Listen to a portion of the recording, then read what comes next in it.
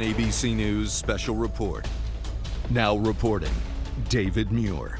Good afternoon, everyone. We're coming on the air because of the major reaction here in the U.S. and around the world to President Trump's sweeping tariffs. The close of trading on Wall Street just moments ago, the stock market suffering major losses on the heels of the president's tariffs. Take a look.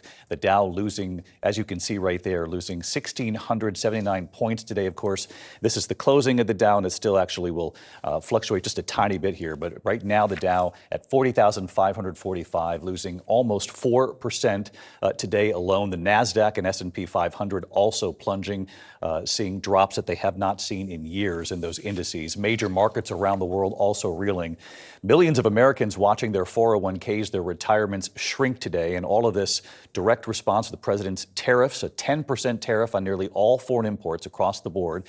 The tariffs even steeper on Europe, China, Japan, South Korea, among many other nations as well. And the president's new 25% tariff on all foreign cars brought into the U.S., that took effect overnight at midnight. The tariffs already making an impact beyond the markets. America's third largest automaker tonight, Stellantis, saying it will temporarily lay off 900 workers in the U.S. while pausing some of its production in Canada and Mexico. Canada's new prime minister today vowing to retaliate with counter tariffs, quote, with purpose and with force. Other nations preparing to retaliate as well.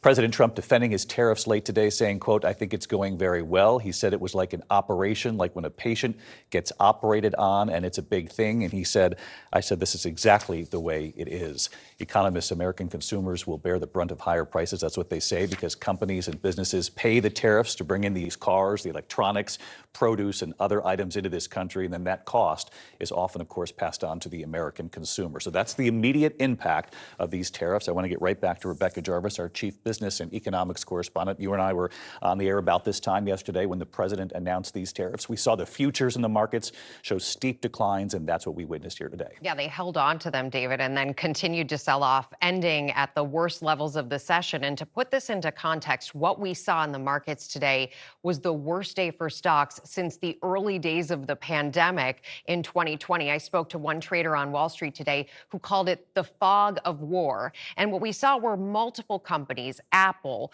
Nike, Gap. These are companies that have thousands of employees here in the United States, but they also have manufacturing. They also rely on supply chains overseas. Those are companies that sold off today. And this formula to come up with the reciprocal tariffs. We heard the president say 24 hours ago, you do it to us, we'll do it to you. But there are a lot of questions from economists across the board, not only here in the U.S., but around the world, asking what was behind this formula? Is this truly reciprocal? Right. There are questions about how we came to those numbers, how the administration came to those numbers. And there are also questions about how foreign countries are going to respond to them. We've already heard from a number who are threatening retaliation. And that's another thing the market is taking into consideration here, because retaliation can take many forms. It can be tariffs, but it can also deny our exporters, farmers, from sending their goods overseas. It can be currency manipulation. There are a lot of different ways countries, including China, a very important trading partner for the United States, will respond. All right, Rebecca Jarvis with us. We also want to go to our chief White House correspondent, Mary Bruce. And if we can get these numbers back up on the screen, the Dow, again, closing just moments ago,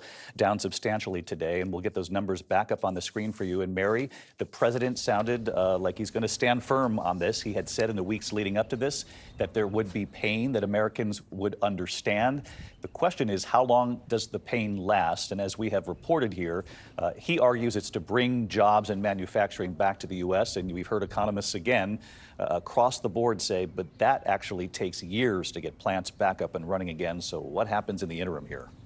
That is the big question, and the president today is insisting this is all going according to plan. As you noted, he is likening these tariffs to an operation, saying the patient lived and is healing. So he seems to be acknowledging there is a period of disruption here. The question, of course, as you note, is how long is that disruption going to last? The president today also touting trillions of dollars of investment in the U.S. That takes time. When pressed on how long Americans need to be braced for skyrocketing prices, the White House continues to tell Americans to trust the president, give him time to fix this, David. Mary Bruce at the White House. Mary, thank you again. The worst day in years for the S&P 500 and the Nasdaq. And you can see the Dow right there on your screen, losing almost 4% today alone, 1,679 points, closing at 40,545. Our coverage continues on ABC News Live, abcnews.com. For many of you, it's your local news standing by. I'll see you for World News Tonight. Good day. This has been a special report from ABC News.